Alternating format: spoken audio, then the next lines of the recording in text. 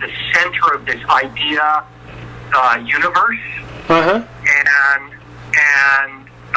therefore they have lots of ideas, and they have connections to a lot of people.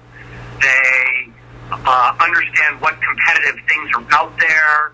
They become sort of knowledge centers. Okay, that's great. He thinks that entrepreneurs tend to have good networks. They tend to meet people and connect with people and build networks, whether those are technology, other scientists, computer science geeks, or whether those are, other people who, sell and do good business relationships or business deals or whatever their networks are, that entrepreneurs tend to be good network builders. He believes that entrepreneurs are willing to, what he calls, give a gift. In other words, I will, as an entrepreneur, reach out to somebody or take this phone call. You call me and say, hey, will you be willing to do an interview? Successful entrepreneurs tend to be very giving. Okay. And by giving, without asking for anything in return, they build this sort of this great an army of people who want to help them be successful, who want to give back to them. Well, I appreciate you giving your time. Hey, thanks.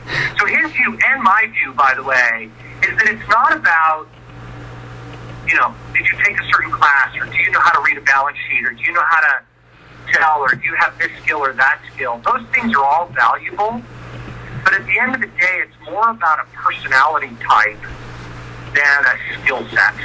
Okay. Perfect.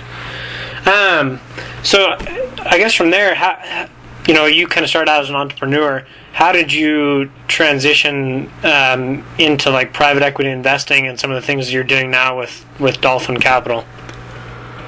So when I sold my company, internet banking company, in January of 2000, then the dot-com crash hit.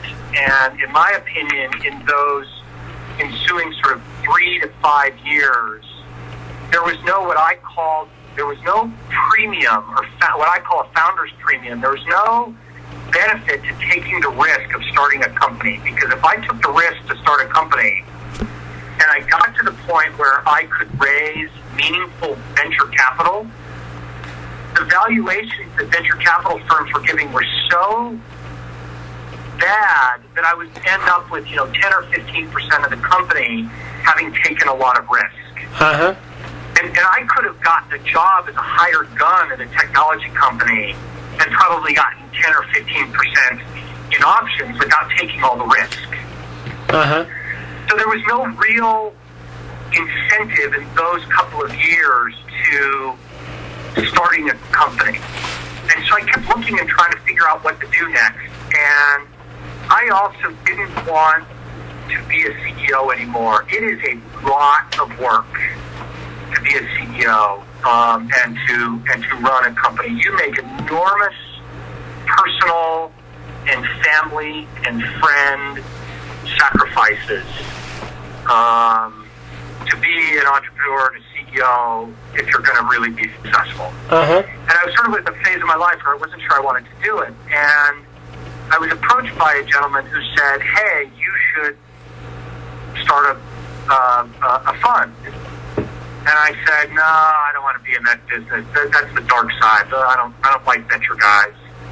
And he said, well, what if I put up the money? And I said, well, that'd be different. If I don't have to go out and fundraise, that'd be different. Yeah.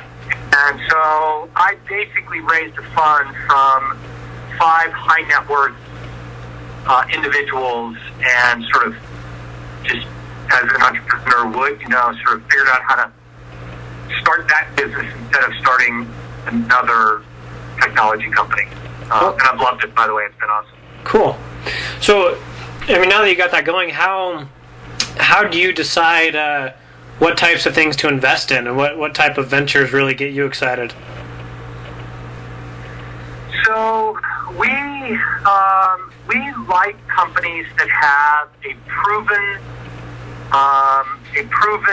product, and what we mean by proven is they are generating revenue and some level of income. We're not smart enough to be able to predict if some new technology is going to be the next Google. We're not smart enough to do that. So we like a product that has already been built and delivered, and there are customers that are voting with their pocketbooks and saying, yes, we value this product and we will pay X for it.